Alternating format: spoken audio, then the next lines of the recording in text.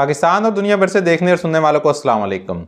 Pakistan cricket इस वक्त बदहाली का शिकार हो गई है। चेयरमैन पीसीबी किस तरह तब्दील हो रहे हैं, पाकिस्तान के चीफ सेलेक्टर भी रिज़ाइन कर चुके हैं और लाहौर कलंदर को भी इन मसाइल का ज़िम्मेदार ठहराया जा रहा है। कहीं ना कहीं ये आवाज़ें भी उठ रही हैं, वो पूरी तफसील आपके सामने रखूंगा। मगर उससे पहले इमरान खान साहब को कल जो जहर दिए जाने का मुबैना तौर पर दावा किया गया था, उसका आज मुकम्मल तौर पर ड्रॉप सीन हो गया है। कल भी उस बयान से जो है वो यू टर्न ले लिया गया था। आप यू टर्न कह लें या आप ये कह लें कि उसकी वजाहत कर दी गई थी।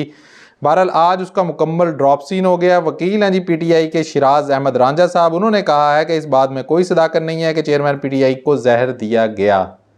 ठीक है जी, इस हवाले से वो कह रहे कोई सदाकत नहीं है। शिराज अहमद रांझा साहब ने कहा कि आफ्ताब बाजवा साहब जिन्होंने कल ये बयान दिया था और फिर कल शाम को उन्होंने अपने बयान की दोबारा वजाहत भी कर दी थी और उन्होंने कहा था कि मुझे वो समझने में गलती लग गई थी जो बात वहाँ पर इमरान खान साहब कर रहे थे, तो इस वजह से मैंने ये बयान दे दिया।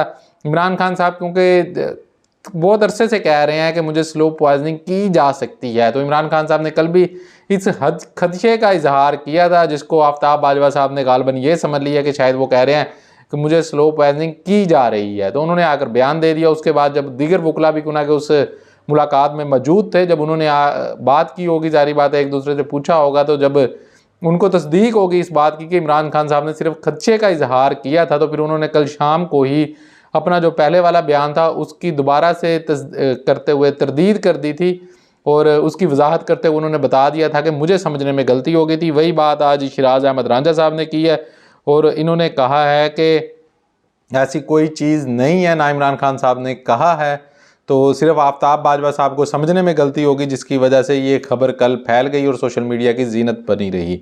इसके अलावा जी पाकिस्तान तहरीक इंसाफ के चेयरमैन अड़ियाला जेल रावलपिंडी में तबीयत नासाजी का भी मामला आज सामने आया है। इसके ऊपर ये बताया जा रहा है कि चेयरमैन पीटीआई को रात मैदे में दर्द हुआ। अच्छा जी, डॉक्टर की टीम ने बैरक में पीटीआई चेयरमैन का चेकअप किया। डॉक्टर्स की जानिब से पीटीआई चेयरमैन को अद्वियात भी फराहम की गई। पीटीआई चेयरमैन चेकअप के दौरान जेल इंतज़ामिया भी मौजूद थी, यानी कि जिस वक्त वो चेकअप हो रहा था इमरान खान साहब का, उस वक्त जेल इंतज़ामिया भी मौजूद थी। ये खबर दी है जनाब एडवोकेट अजहर सदीक साहब का। बहरहाल ये ट्वीट था जो मैंने आपके सामने पढ़ा है। दीगर भी सोशल मीडिया के ऊपर ये चीज़ चल रही है। अल्लाह पाक उनको सेहत वाली, तंदुरुस्ती वाली लंबी ज़िंदगी अता फरमाए। पाकिस्तानियों को बहुत ज़्यादा उम्मीदें उनसे वाबस्ता हैं। अच्छा, अब बात कर लेते हैं जी पाकिस्तानी क्रिकेट के ऊपर। इस हालत में पाकिस्तान क्रिकेट इस वक्त पहुंच चुकी है, इसके ज़िम्मेदार कहीं ना कहीं हमारे सियासतदान भी हैं। उसकी वजह यह है कि ये जो हमारे इस वक्त के मौजूदा सियासतदान हैं, आप जानते हैं कि इमरान खान साहब ने रमीज़ राजा को चेयरमैन पीसीबी लगाया था, जो कि एक साबिक क्रिकेटर्स हैं, जो कि क्रिकेट ही मतलब कि जब से वो क्रिकेट से रिटायरमेंट होने के बाद भी वो अभी तक भी क्रिकेट से ही वाबस्ता हैं। कभी कमेंट्री कर रहे होते हैं, कहीं ना कहीं आपको वो क्रिकेट के मुतल्लिक ही बात करते हुए नजर आते हैं। उनका और कोई शोबा है ही नहीं, उनका शोबा ही क्रिकेट है। तो एक ऐसे बंदे को इमरान खान साहब ने चेयरमैन पीसीबी लगाया था, जो कि बहरहाल बहुत अच्छा फैसला था और इसी तरह ही होना चाहिए। किसी साबिक क्रिकेटर को जो क्रिकेट के साथ टच हो, उसको सारी दुनिया जो घूमा हुआ हो, उसको जितनी मालूमात हो सकती हैं, उसको जितना इल्म हो सकता है इन चीज़ों का, और किसी को नहीं हो सकता। इमरान खान साहब ने ये अच्छा एक फ़ैसला किया था, उन्होंने रमीज़ राजा साहब को चेयरमैन पीसीबी बनाया, जो कि जब हुकूमत उनकी चली गई तो उसके बाद कुछ ताकतों को वो पसंद नहीं थे। ज़ाहिर बात है कि यहाँ पर ये मसला नहीं था कि वो कोई क्रिकेट की बेहतरी के लिए रमीज़ राजा को हटाकर और नजम सेठी को लगाना चाहते थे, नहीं, ये मामला नहीं था। वो समझते थे कि देखिए ना, आपने कभी देखा होगा फुटबॉल है पाकिस्तान की, फुटबॉल के अंदर कभी आपने देखा होगा उसकी चेयरमैनशिप के लिए कभी कोई झगड़ा हुआ हो कि ये मुझे चाहिए, ये मुझे चाहिए, या हॉकी की चेयरमैनशिप के लिए, किसी भी इतने सारे खेल हैं पाकिस्तान के अंदर, कभी किसी खेल के लिए आपने देखा इस तरह का झगड़ा? सिर्फ पीसीबी के चेयरमैनशिप के लिए झगड़ा होता है, वहीं पर ही इश्यूज़ होते हैं, वहीं पर ही सियासी लोगों को आगे तैनात भी किया जाता है। उसकी वजह क्या है? उसकी वजह यह है कि पीसीबी के अंदर पैसा बहुत है, तो जहाँ पर पैसा है वहाँ पर हमारे सियासतदानों की लालें टपकती हैं और उनकी नज़रें होती हैं। तो इसी वजह से उन्होंने रमीज़ राजा साहब को हटाकर और दोबारा नजम सेठी साहब को लगाया। नजम सेठी साहब का एक्सपीरियंस था, वो पहले भी रह चुके थे।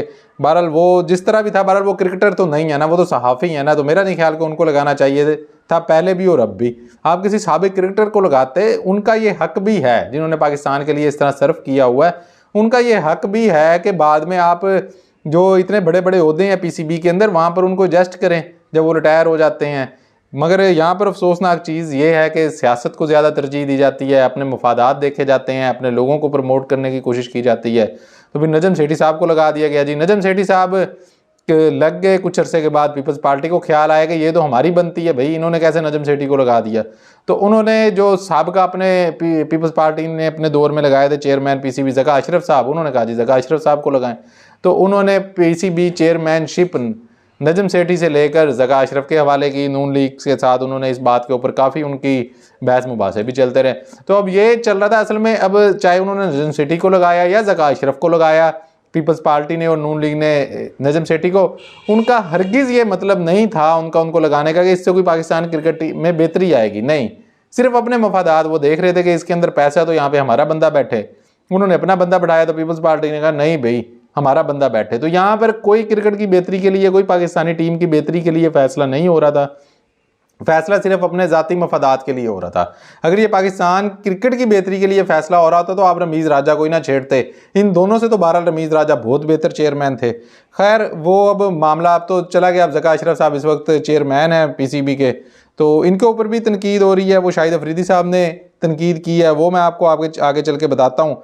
अब पाकिस्तान की टीम गई हुई है इस वक्त भारत के अंदर, वहाँ पर वो मैच खेल रहे हैं। अब मैच से पहले जो टीवी के ऊपर हमारे यहाँ पर बैठे हुए साबिक क्रिकेटर्स ही हैं, कामरान अकमल है, बासित अली, दीगर बहुत सारे, मैं किस किस के नाम लूँ, बहरहाल मैं इनको ज़्यादा, क्योंकि मैं एयर वाई को ज़्यादा देखता हूँ, तो ये एयर वाई पे बैठे होते हैं। तो ये जिस तरह की वहाँ पर बातें कर रहे होते हैं बैठ के, अब कामरान अकमल और बासित अली बहुत ज़्यादा इसके ऊपर बात करते रहे जी उसामा मीर को खिलाया जाए। अब उसामा मीर की आपने पिछले कितने मैचों में परफॉर्मेंस देख ली है। वो ऑस्ट्रेलिया वाला मैच उसामा मीर ने बिल्कुल सिंपल कैच ड्रॉप किया। अगर वो कैच ड्रॉप ना करता तो पाकिस्तान ऑस्ट्रेलिया का मैच बड़े आराम से जीत सकता था। उस कैच ड्रॉप के बाद वार्नर ने 163 रन की इनिंग्स खेली है। जब वो कैच ड्रॉप हुआ वार्नर के 15 रन भी नहीं थे। तो उसका क्या नतीजा हमें मिला, वहाँ पर शादाब खान ने खड़े होना था उसकी जगह पर। अगर ये लोग इतना दबाव ना डालते बाबर आजम के ऊपर कि नहीं जी उसामा मीर को खिलाया जाए, तो इनकी ख्वाहिश के ऊपर उसामा मीर को खिलाया गया, जिसकी परफॉर्मेंस भी आपने देख ली है। और फिर वो कैच ड्रॉप करके पूरा मैच उस कैच की वजह से, आप किसी से भी पूछ लें जो क्रिकेट को समझने वाला, वो कहेगा आपको वो वार्नर का कैच जो है वो टर्निंग पॉइंट था उस मैच का। और वो बिल्कुल सिंपल कैच था कि जहाँ पर आप खड़े हैं आपके हाथों में यूँ कैच आ रहा है, तो वो कैच उन्होंने ड्रॉप किया। और उसके बाद पाकिस्तान की फिर वो दुर्गत जो बनाई उस वक्त वार्नर ने, वो आप सबके सामने थी। अच्छा, अब ये लोग बैठे हुए हैं यहाँ पर तनकीद कर रहे हैं। अपने वक्त के अंदर कामरान अकमल साहब क्या करते रहे हैं, कितने कैचेज ये ड्रॉप करते थे। अब मतलब कि क्या ये बातें करें, ये इस तरह तनकीद करो जब आपने भारत के अंदर अपनी क्रिकेट टीम भेज दी है। तो यहाँ पर ये जितने तजियाकार बन के बैठे हुए हैं, इनको चाहिए कि उस टीम को सपोर्ट करें, बजाय आप उसकी टांगें खींच रहे हैं। आप वर्ल्ड कप जब वो हार जाएंगे, फेल हो जाएंगे और पाकिस्तान आ जाएंगे, फिर भले जितनी मर्जी तनकीद कर लीजिएगा, मगर इस मौके के ऊपर आपको तनकीद नहीं करनी चाहिए थी। अच्छा, इसके अलावा जी पाकिस्तान क्रिकेट बोर्ड बाबर आजम को बाईपास करके किसी और प्लेयर के साथ कॉन्ट्रैक्ट में था, ये दावा किया जी डॉक्टर नुमान नियाज साहब ने। डॉक्टर नुमान नियाज साहब आप जानते हैं कि बहुत ज़्यादा टच है इन चीज़ों से। वो जियो सुपर के ऊपर भी प्रोग्राम करते रहे हैं, उसके बाद पीटीवी स्पोर्ट्स के ऊपर भी करते रहे, एक्सप्रेस पे भी करते रहे हैं। तो वो जो है ना इन चीज़ों से बहुत ज़्यादा टच है, क्रिकेट से यानी कि बहुत ज़्यादा टच हैं। तो वो ये दावा कर रहे हैं, ये उन्होंने दावा किया है कल जी शो के अंदर वो बैठे हुए थे एक टीवी में, वहाँ पर उन्होंने ये दावा किया है। और वहाँ पर जो है वो क्लासरा साहब वहाँ पर बैठे हुए थे, रऊफ हसन क्लासरा साहब। तो वो बार बार एक बात कर रहे थे, जो बात जो है ना, मगर नुमान नियाज साहब ने उसकी तस्दीक नहीं की। नुमान नियाज साहब ने बिल्कुल उसकी तस्दीक नहीं की।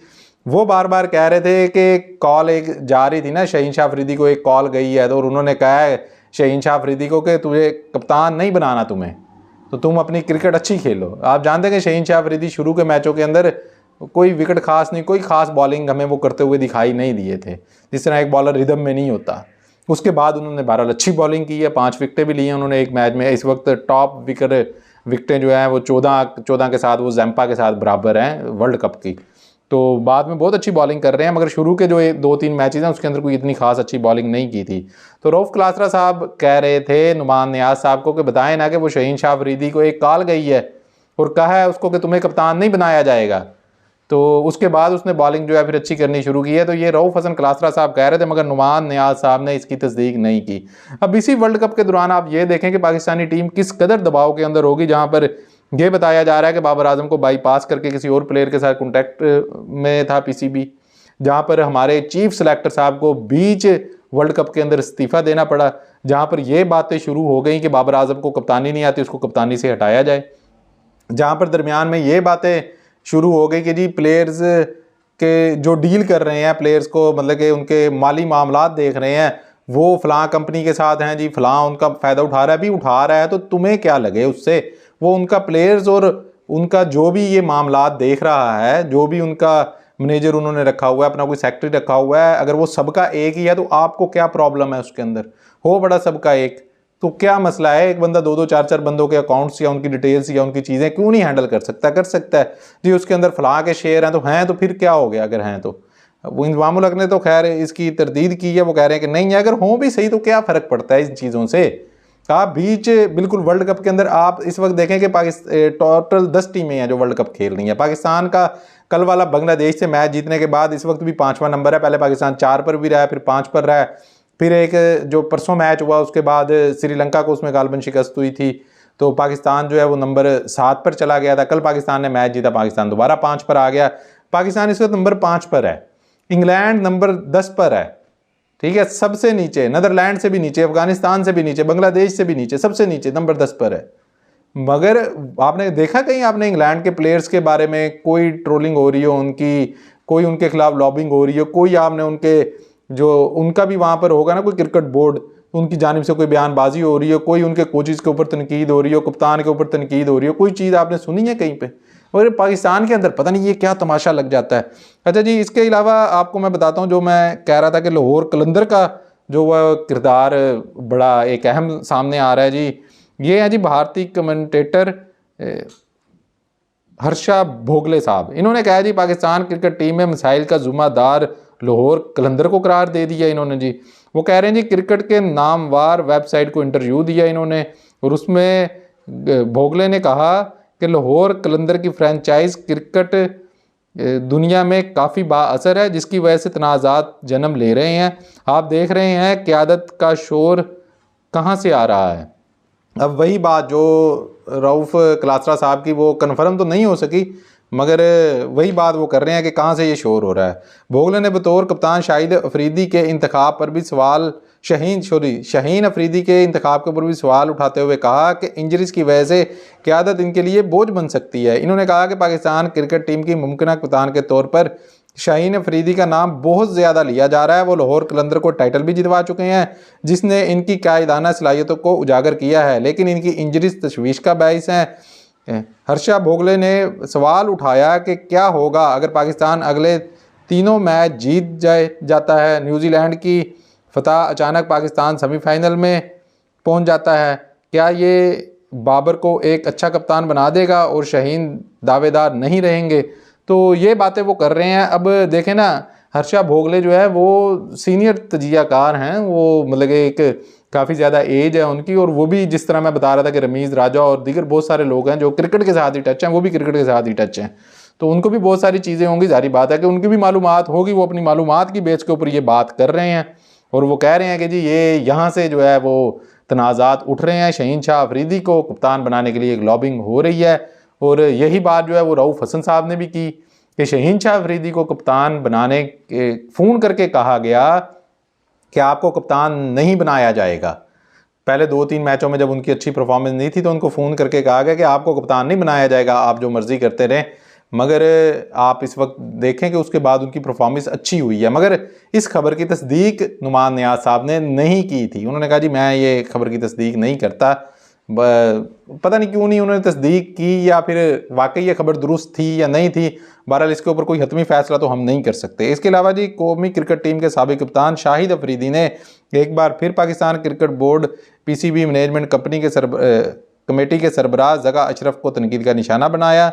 मकामी TV को इंटरव्यू में साबिक कप्तान और साबिक चीफ सेलेक्टर भी हैं ये जी शाहिद अफरीदी ने कहा कि पाकिस्तान क्रिकेट बोर्ड कमेटी के सरबराह ज़का अशरफ खुद लोगों को अपने खिलाफ बातें करने का मौका दे रहे हैं। साबिक कप्तान ने कहा कि ज़का अशरफ किस क्लब के चेयरमैन नहीं हैं, वो पाकिस्तान क्रिकेट बोर्ड के चेयरमैन हैं। इन्हें बहुत सी चीज़ों को देखना चाहिए। आप उल्टा मीडिया हाउसेस के मालकान को फ़ोन करके कहते हैं कि लोग मेरे बारे बातें कर रहे हैं। खुदा के लिए आप चेयरमैन हैं, आप डिलीवर करो, काम करो। शाहिद अफरीदी ने chairman management company chairman management committee को काम से काम रखने का मशवरा देते हुए कहा कि आपकी टीम वर्ल्ड कप खेलने गई है, आप मीडिया पर बयानबाजी कर रहे हैं, खुदा के लिए अपनी कुर्सी को मजबूत करें। इन्होंने अगले दिन वो वसीम बदामी साहब के शो के अंदर इन्होंने वो एक स्क्रीनशॉट भी कहा जी चला दें, जी चला दें। अब आपके कप्तान के साथ बात हो रही है, स्क्रीनशॉट क्यों आप दुनिया को दिखा रहे हैं, क्यों तमाशा अपना बनाना चाहते हैं? तो ये चल रहा है। तो जब आप देखें ना, ऊपर से ऊपर यहाँ पे आवे का आवा ही बिगड़ा हुआ है। कोई अपना कप्तान बनाने की लॉबिंग में लगा हुआ है, कोई अपना चेयरमैन जो है वो पीसीबी का लगाने के चक्कर के अंदर यहाँ पर लगा हुआ है। तो हर कोई अपने मफादात को देख रहा है। पाकिस्तान की क्रिकेट के लिए क्या बेहतर है, इसको देखकर फैसला नहीं किया जाता। यहाँ पर फैसला ये देखकर किया जाता है कि हमारे लिए क्या बेहतर है। तो जब अपने लिए फैसले किए जाएंगे तो फिर पाकिस्तान क्रिकेट टीम दबाव में आएगी। बेशक यही प्लेयर थे जिन्होंने पाकिस्तान क्रिकेट को नंबर 1 बनाया था, और यही बाबर आजम ही कप्तान था। अब अचानक से आपने जब इतना ज़्यादा दबाव बाबर आजम के ऊपर डाल दिया है, तो जाहिर बात है उसकी परफॉर्मेंस जो है वो भी असरअंदाज होगी उसके ऊपर ये चीज़ें। तो उस तरह से बाबर आजम परफॉर्म भी नहीं कर पा रहे। मैंने पिछली वीडियो में अपनी जो क्रिकेट के हवाले से गुफ्तगू की थी, उसके अंदर मैंने कहा था कि बाबर आजम को कप्तानी से अलग हो जाना चाहिए, और मेरे ख्याल में मोहम्मद रिजवान को कप्तान बना देना चाहिए। और मैं इसी वजह से कह रहा था कि बाबर आजम की जो परफॉर्मेंस है वो बहुत ज़्यादा मुतासिर हो रही है इससे। ये ऐसा नहीं है कि पाकिस्तान पहली दफ़ा ऐसा होगा कि वर्ल्ड कप हो रहा है और पाकिस्तान सेमीफाइनल में नहीं पहुंच सका। बहुत सारे वर्ल्ड कप हुए हैं, हम सेमीफाइनल के अंदर नहीं पहुंचे। मेरे ख्याल 2011 के वर्ल्ड कप के सेमीफाइनल में हम पहुंचे थे, उसके अलावा कौन से हम सेमीफाइनल में पहुंचे हैं 99 के बाद। 99 वाले में हमने फाइनल खेला था, 2011 वाले में सेमीफाइनल हमने खेला है, 92 वाला हम जीते थे। अच्छा, उसके बाद इतने वर्ल्ड कप हो गए हैं, तो हम कौन सा कोई सेमीफाइनल में हर दफ़ा पहुंच जाते हैं। जो इस दफ़ा नहीं पहुंचेंगे तो बहुत ज़्यादा तनकीद हो रही है। और हर दफ़ा वर्ल्ड कप के दौरान ही हमारे जो है इस तरह के मसाइल अक्सर खड़े हो जाते हैं। वो इस दफ़ा भी इस तरह के मसाइल हमारे लिए खड़े हैं सामने।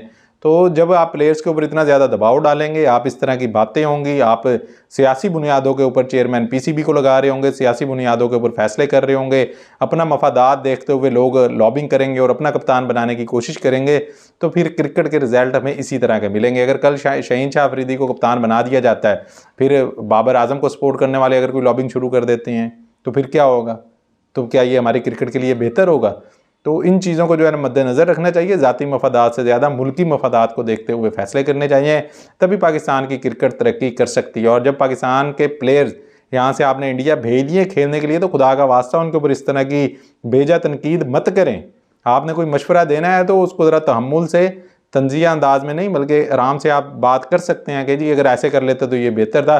बहरहाल जो भी टीम खेल रही है, अल्लाह पाक इनको कामयाब करे। और हमारी दुआएँ हैं इस वक्त पाकिस्तानी की क्रिकेट टीम जिस कंडीशन में इस वक्त है, तो पाकिस्तानी टीम को आपकी बहुत ज़्यादा दबाव की ज़रूरत है कि पाकिस्तानी टीम अपने 2 मैच अगले जीते, और दीगर टीमों के लिए जो है ये है कि वो मैच हारें। यानी कि वो हमारे लिए ऐसी कंडीशन अक्सर हो जाती है पाकिस्तानियों के लिए, पाकिस्तान क्रिकेट टीम के लिए, कि फ़लाँ जीते और हम जीतें और फ़लाँ हारे तो फिर हम आगे जा सकते हैं। तो इस वक्त भी इसी तरह की कंडीशन है।